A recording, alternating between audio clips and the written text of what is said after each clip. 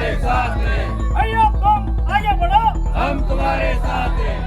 सांगली शहरामध्ये, सांगली मिरज कुपवाड शहरामध्ये हे शहर सुंदर दिसलं पाहिजे, स्वच्छ झालं पाहिजे याच्या नावाखाली ओकीधारकांवरती, हातगाडीवाल्यांवरती, विक्रेत्यांवरती कारवाई केली जाते। आणि हे आयुक्त साहेबांचं धारणा अशी झालेली आहे की आम्ही म्हणजे कचरा आहे, आम्ही म्हणजे ह्या शहरातली घाण आहे, आम्ही ह्या शहरातली अडगळ आहे। आणि म्हणून कुठल्याही प्रकारचा कायदेशीर गोष्टींचा वापर न करता शनिवार रविवारची नोटीस देऊन, म्हणजे कोर्टात जाता येत नाही, अधिकारी स्वतः भेटत नाहीत, वकील साहेब कुठेतरी बाहेर असतात, अशी अडचण करून नोटीस देऊन बेकायदेशीररित्या हे आयुक्त साहेब आमच्या सगळ्यांच्यावरती कारवाई करायला लागल्यात।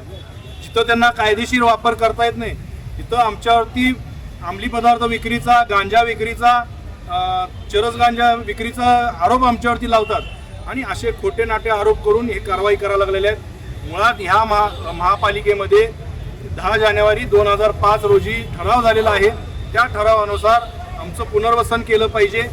आज ह्याच्या आधीचे आयुक्त IAS होते, यांच्या आधीचे अधिकारी आयुक्त म्हणून इथं बसले होते, त्या सगळ्यांनी मिळून ह्या शहरातले किमान 1,500 ते 2,000 लोकांचं पुनर्वसन होईल, हे शहर अतिशय सुंदर आणि स्वच्छ दिसेल अशा पद्धतीचा आराखडा तयार केलेला आहे। या आराखड्याप्रमाणे या सगळ्यांचं पुनर्वसन होऊ शकतं।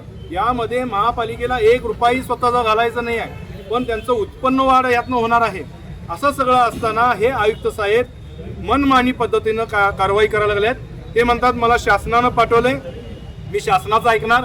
आयुक्त साहेब, शासनानं तुम्हाला लोकांना मारायसाठी पाठवलेलं नाही आहे, ही सांगली वाचवण्यासाठी, या लोकांचं काहीतरी चांगलं करण्यासाठी तुम्हाला पाठवलेलं आहे। तुमची मनमानी आम्ही खपवून घेणार नाही। खरं वास्तविक महासभेच्या नियमाप्रमाणे सांगलीच्या नागरिकांना महासभेमध्ये सुद्धा जाऊन बसण्याचा अधिकार आहे, फक्त तिथं बोलायचं नसतं। पण आज कुणाची अडचण नको म्हणून आज आम्ही इथं खाली बसलेलो आहोत। आम्ही प्रत्येक सन्माननीय नगरसेवकांना पत्र दिलेलं आहे, ठरावाची कॉपी दिलेली आहे, या आराखड्याची कॉपी दिलेली आहे। त्याप्रमाणे आमच्या पुनर्वसनाचं धोरण राबवावं असं आम्ही त्यांना सांगितलेलं आहे।